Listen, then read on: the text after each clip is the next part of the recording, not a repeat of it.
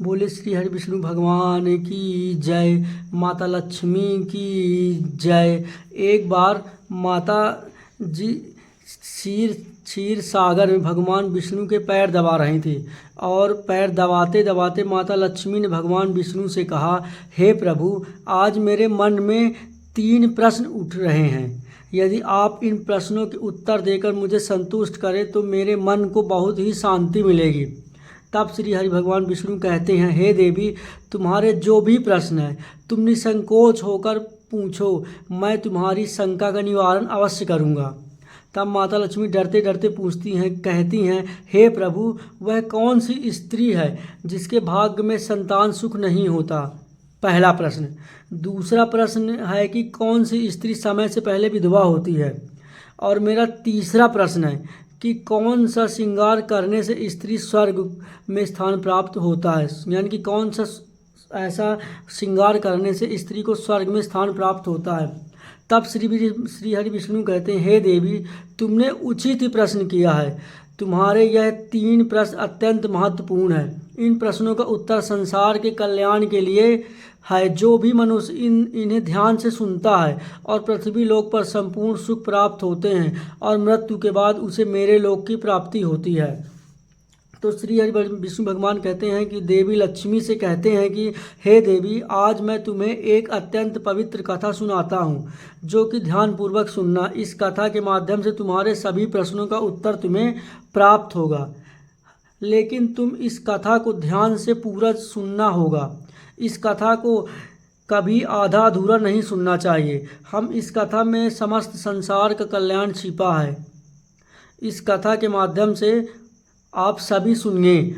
संसार का सारा कल्याण इसी कथा में है। जो इस कथा को ध्यान से पूरा सुनेगा, उसके मैं अपराध क्षमा करता हूँ।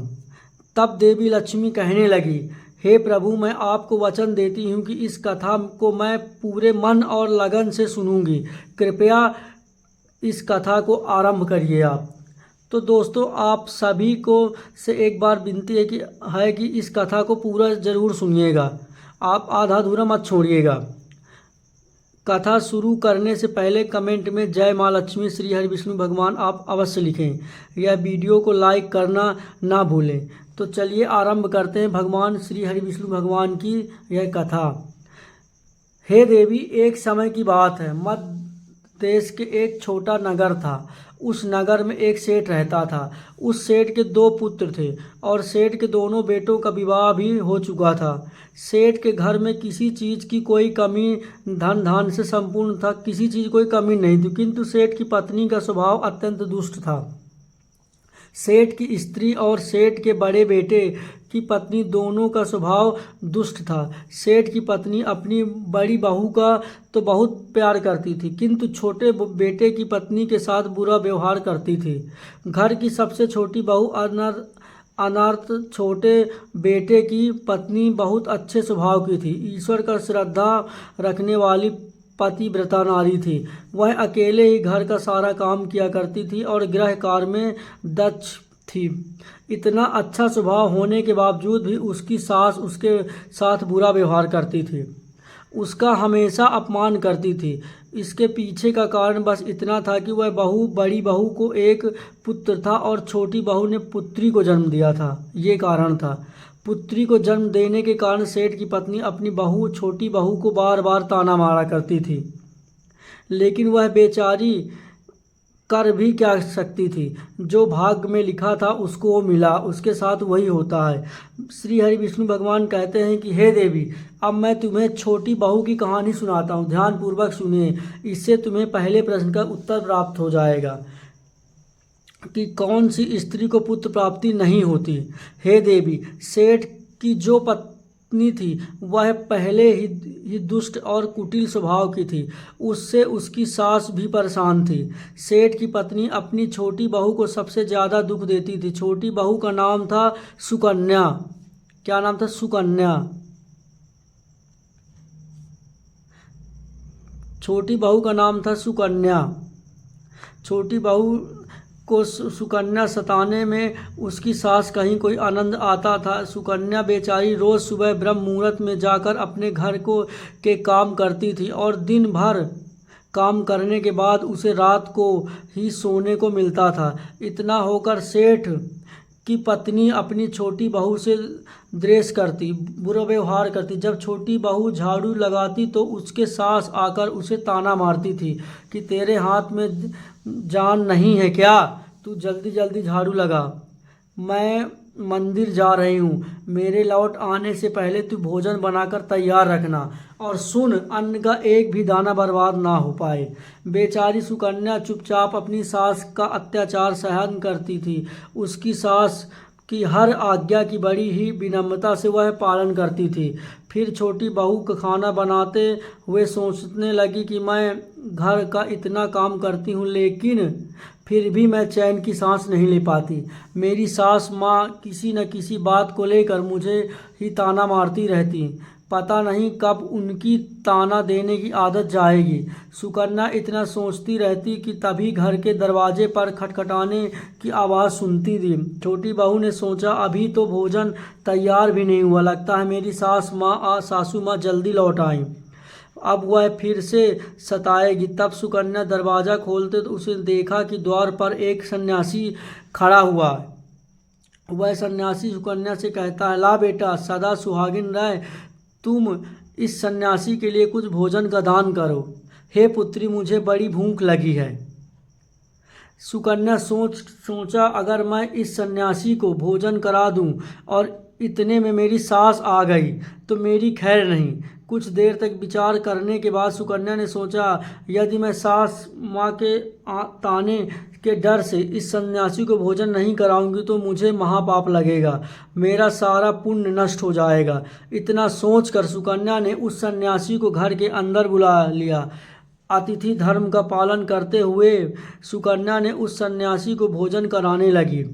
उतने में ही उसकी सास घर आ पहुंची और उस सन्यासी को घर के अंदर भोजन करते हुए देखकर उसे बहुत गुस्सा आ गया, उसकी सुकन्या की सास को। वह चिल्लाते हुए सुकन्या से कहने लगी, यहाँ पर क्या किसी का भंडारा है या दावत नहीं चल रही जो तू राह चलते भिखारी को घर में बिठाकर खाना खिला रही। सुकन्या ने अपनी सास से बड़ी विनती की, लेकिन सुकन्या की सास ने बहू की एक नहीं सुनी और उसने उस सन्यासी को घर से बाहर निकाल दिया और उसके भोजन उठाकर कचरे में फेंक दिया। इसके बाद वह सास सुकन्या पर गुस्सा करने लगी। अरे दुष्ट औरत, मैंने तुझे कहा था कि अन्न का एक भी दाना भी बर्बाद नहीं होना चाहिए, लेकिन तूने क्या किया, उस भिखारी को इतना सारा भोजन दे दिया। बताओ, ये सास कह रही है अपनी बहू से। सुकन्या डरते डरते बोली, सासू माँ, मैंने सन्यासी को अपने हिस्से का भोजन दिया है, इसमें आखिर इतना गुस्सा होने की क्या बात है। द्वार पर आए अतिथियों को सभी खाली हाथ नहीं भेजते, ऐसा शास्त्र कहता है। सुकन्या अपनी सास से कहने लगी। सास ने उसे बहुत डांटा। दोनों के बीच कई देर तक बहस हुई और सुकन्या की दुष्ट सास ने गुस्से में आकर सुकन्या को एक धक्का मारकर घर से बाहर निकाल दिया और घर का दरवाज़ा बंद कर लिया। बताइए, इतनी दुष्ट पहले की भी सास थी। सुकन्या देर तक घर के मुख्य द्वार के सामने बड़ी खड़ी रही और बाहर से अपनी सास को आवाज़ देने लगी। सुकन्या की सास ने एक ना सुनी और उसे घर के अंदर आने नहीं दिया। फिर सुकन्या दुखी हो और उदास होकर अपने मायके के लिए निकल गई। मायके जाने के रास्ते में बहुत बड़ा जंगल पड़ता था। सुकन्या भूखी प्यासी रहकर उस जंगल के रास्ते अपने वहाँ घर को चलने के लिए अचानक जोर जोर से बादल गरजने लगा और मूसलाधार बारिश होने लगी। बारिश से बचने के लिए सुकन्या एक वृक्ष के नीचे जाकर खड़ी हो गई। पर सुकन्या ने देखा कि पेड़ के नीचे एक कोठरा बना हुआ और फिर वह बिना देरी किए जल्दी से उस कोठरे में घुस गई। सुकन्या यानी कि तेज़ बारिश होने लगी तो उस कोठरे में जाकर घुस गई। कोठरे में जाने के बाद सुकन्या ने देखा कि अंदर कोई साधु महात्मा बैठे हैं। वह साधु और कोई नहीं बल्कि भगवान विष्णु ही साधु का रूप धारण करके बैठे हुए थे। जब उस साधु ने सुकन्या को देखा तो बोले, हे पुत्री, तुम घने जंगल में अकेले क्या कर रहे हो? क्या कर रही हो? रोना बंद करो, मैं तुम्हारे बारे में सब कुछ जानता हूँ। तुम्हारी ससुराल वाले अत्यंत दुष्ट स्वभाव के हैं और वह तुम्हें बहुत दुख देते हैं। इसका कारण केवल बस इतना ही है कि तुम्हें पुत्र की प्राप्ति नहीं हुई।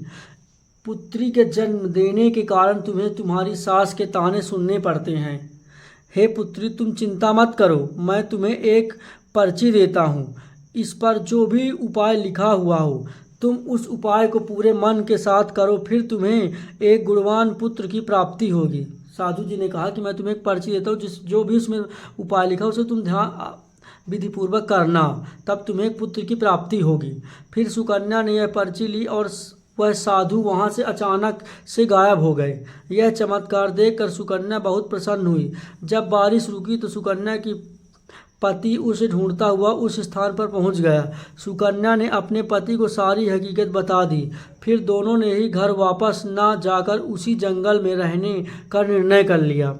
वहीं पर रहते हुए एक दिन सुकन्या के मन में पुत्र प्राप्ति का ख्याल आया और वह अपने मन ही मन सोचने लगी कि यदि मेरा भी कोई पुत्र होता तो आज ससुराल में मुझे बहुत ज़्यादा इज्जत मिलती।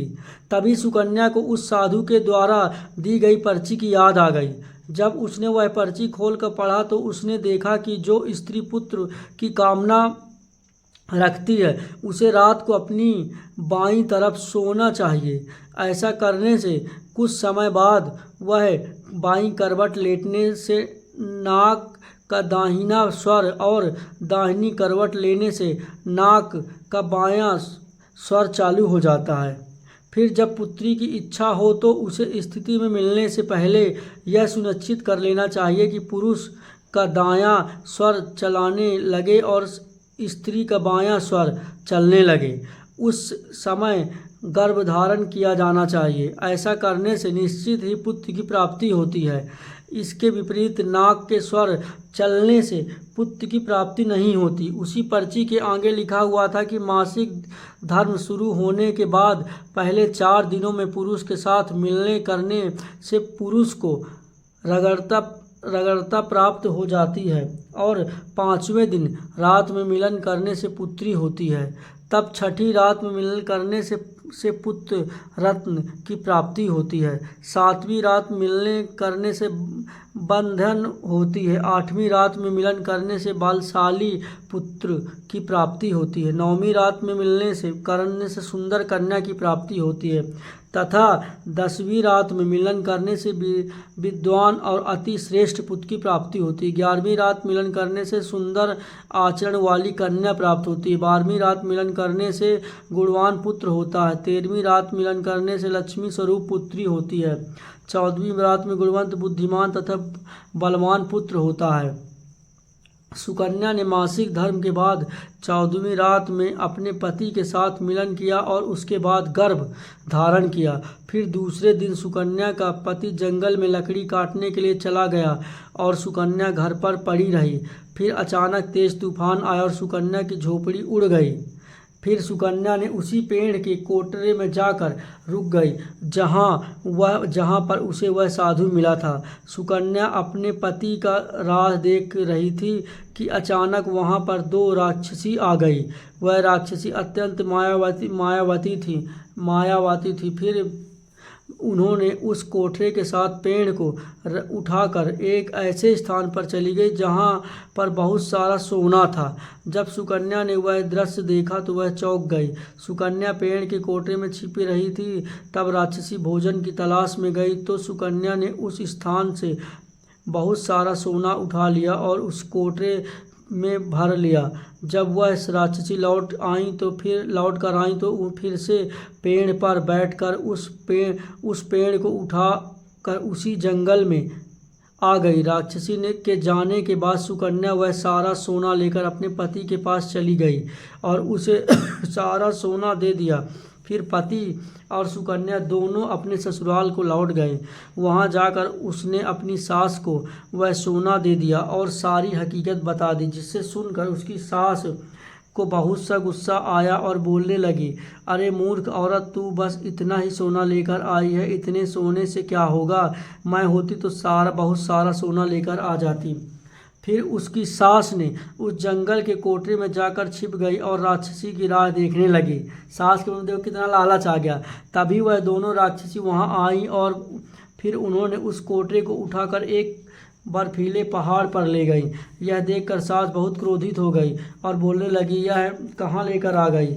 यह तो बस बर्फ है और मिट्टी है। तभी उन राक्षसियों ने उसकी आवाज़ सुनी और देखा कि एक बूढ़ी औरत पेड़ के कोठरी में छिप कर बैठी है। फिर उन्होंने उसे बाहर निकाला और बर्फीली पहाड़ पर फेंक दिया। जमीन पर गिरते ही उसकी मौत हो गई, उसकी सास की। इधर सुकन्या बड़े आनंद के साथ रह रही थी, लेकिन कुछ सुकन्या की सास कभी नहीं लौट कर आई, क्योंकि लालच करने से भी इंसान की बुद्धि भ्रष्ट हो जाती है। और अपनी जान से बताओ उसने हाथ धुले सिर्फ लालच के कारण। तब सुकन्या ने जाकर उस कोठे में देखा तो वहाँ उसकी सास ही नहीं थी। उसे समझ में आ गया कि लालच के कारण उसकी सास की मृत्यु हो गई। भगवान विष्णु कहते हैं कि हे लक्ष्मी, जिस स्त्री को पुत्र प्राप्ति की कामना है उसे मैंने सुकन्या को दे दी। पर्ची में बताया गया है कि उपाय जरूर करना चाहिए। तुम्हारे दूसरे प्रश्न का यह भी कि कारण है कि स्त्री जल्दी विधवा होती है। जो स्त्री अत्यधिक लालच करती है वह स्त्री जल्दी विधवा होती है, और जो स्त्री चरित्र का गहना पहनती है उसे मृत्यु के पश्चात स्वर्ग की प्राप्ति होती है। एक स्त्री को अपने चरित्र का त्याग कभी नहीं करना चाहिए। तो दोस्तों, श्री हरि विष्णु भगवान माँ लक्ष्मी को यह कथा सुनाई थी। उम्मीद है कि आप सभी को भी पसंद आई होगी। अगर यह कथा आप सभी को पसंद आई है तो आप इस मेरे भक्ति चैनल पर आप सभी जुड़े और ज़्यादा वीडियो को शेयर करें और कमेंट में लिखिएगा जय श्री विष्णु भगवान। बोले विष्णु भगवान की जय, बोले लक्ष्मी माता की जय। जय हो श्री हरि लक्ष्मी विष्णु भगवान की जय।